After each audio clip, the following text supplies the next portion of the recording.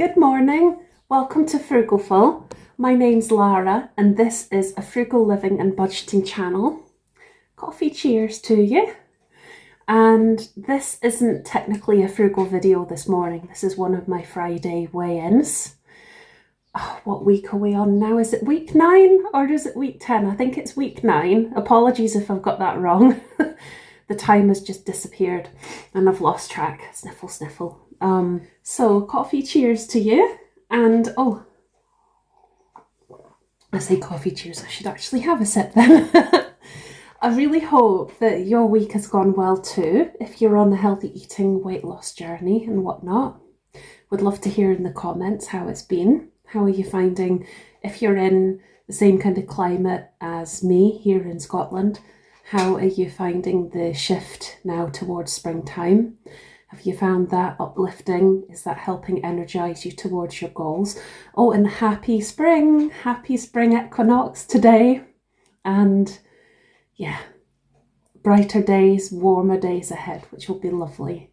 Looking forward so much to seeing more flowers come out and just all the wonders of spring. And that will be a real good ally to have alongside a weight loss journey. So, on to the not so good news first. Now, the not so good news is that I absolutely had no joy in doing my food tracking, food diary. It just did not work at all this week. It completely fell through. I just could not get into the swing of it. So I'm going to have a think about that over the weekend and start afresh on Monday. And what I'd like to do is try and figure out a system to track what I'm eating that I'm actually going to be able to remember to do and keep up with it. Something that fits into my lifestyle rather than jarring with it. So it's actually going to be sustainable.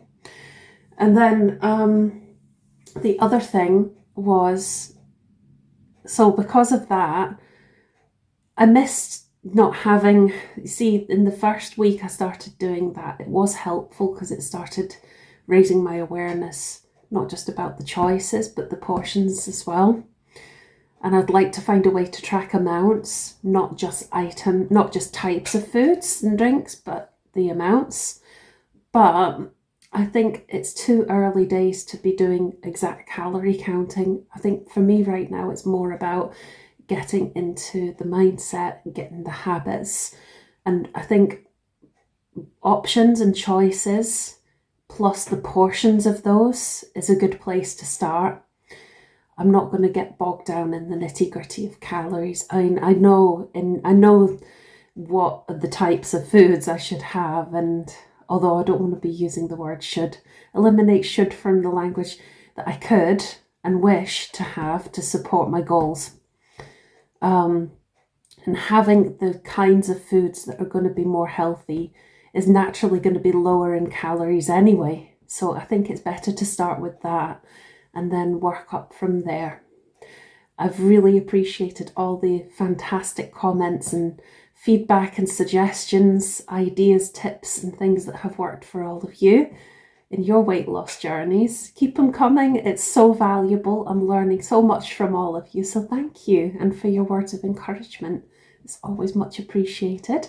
So the great news is, despite the fact that I didn't do my tracking, my food diary and things that had been what I was hoping to do, and try and get that, because they say, is it after 21 days that a new habit or behaviour pattern can stick?